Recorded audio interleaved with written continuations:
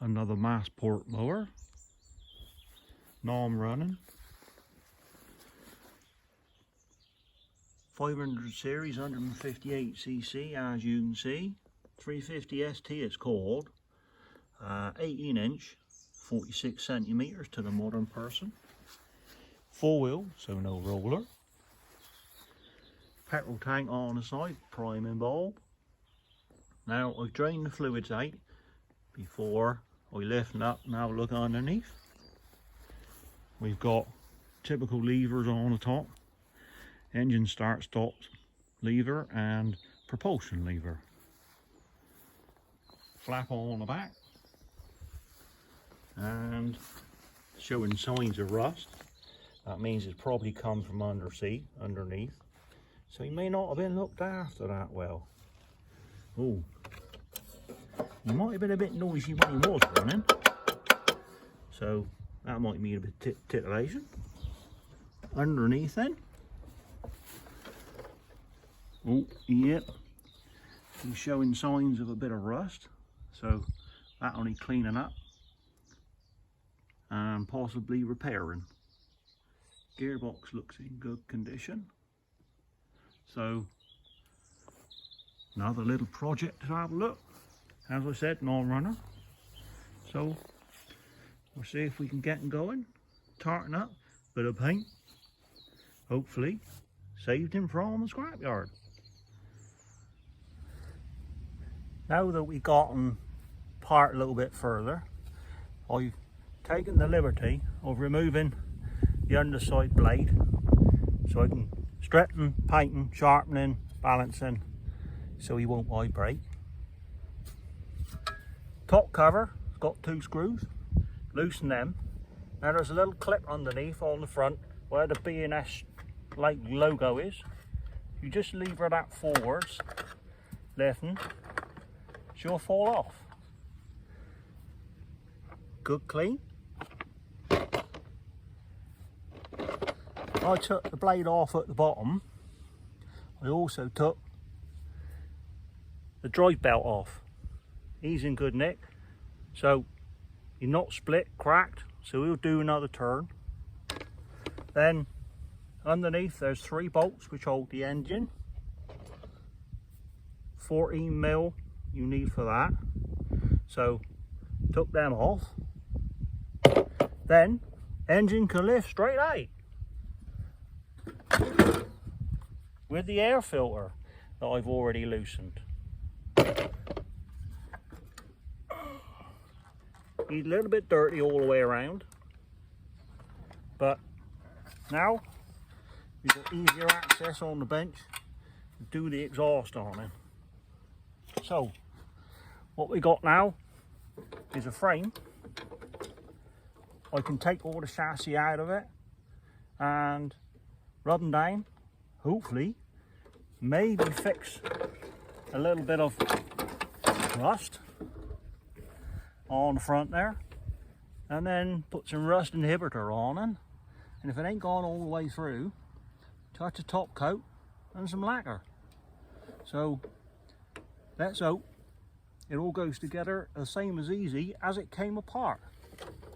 So keep on watching. Okay, now he's a little bit more cleaned up. We can expose that it's not just the paint that was flaking, it's quite disastrous really. Little bit of Kit Kat paper hanging on to the paint. So now we've taken the paint and knocked a little bit of rust off, we can see that, oh dear, oh dear, oh dear, needs a bit of a repair. So gonna make up some templates, maybe cut out the rot and just see if we can do something with it. If not, she is a scrapper.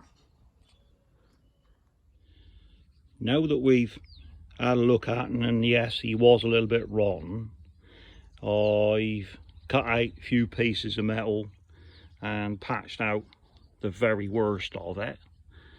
So there's the underside, all tapped out, spotted in, but there's still a lot of surface rust around her.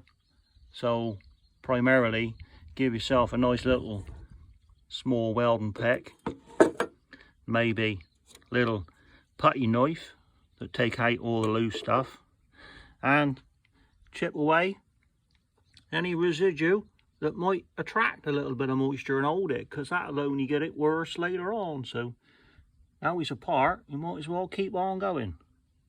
So patch is done. We'll get a little bit of underspray on them after we clean them up, get rid of all the loose grass again with the pressure washer. So undersill, next step.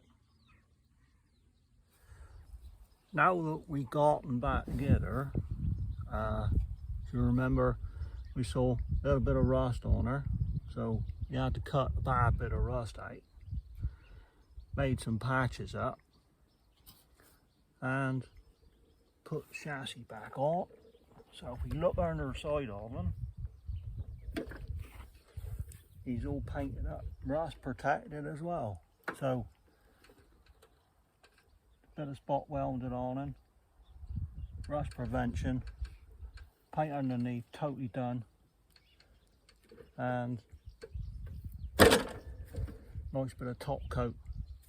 Found an equivalent colour, so looks a little bit lumpy, but on the whole we saved him from being a scrapper.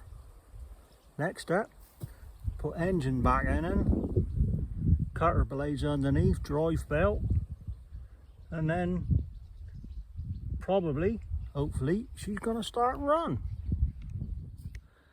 So there you'll have it. Put a bit of paint on her, as I said. We got the engine back on, we got the blades done underneath, exhaust, new gasket, and then bolts tightened on her. Cleaned up the box, looks lovely and tidy. So we spin her on round.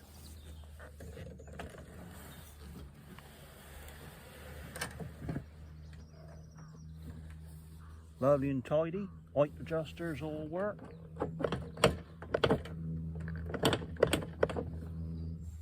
Just a job. So next thing is we're going to put some petrol on it, and then we'll see if she fires.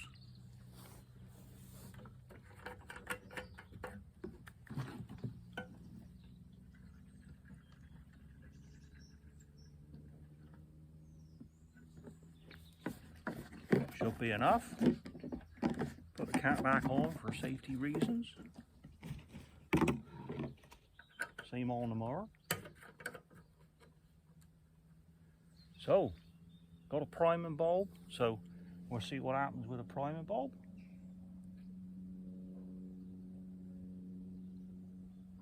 I can hear it coming through.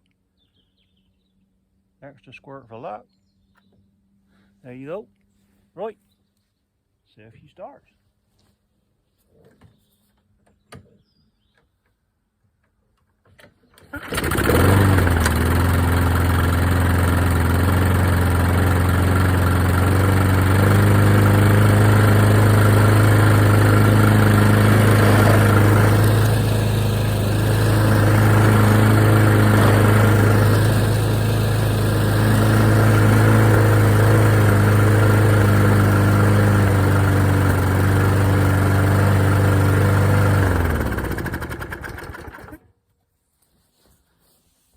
Well, very pleased for that. First time pull as well. So what we had wrong with him was he had too much oil in him, so he smoked like the devil. So we took out the oil, took out the fuel, turned him on its side, stripped him right down, took out the rust, put them out together. Carburetor, just to be on the safe side, just blew in through.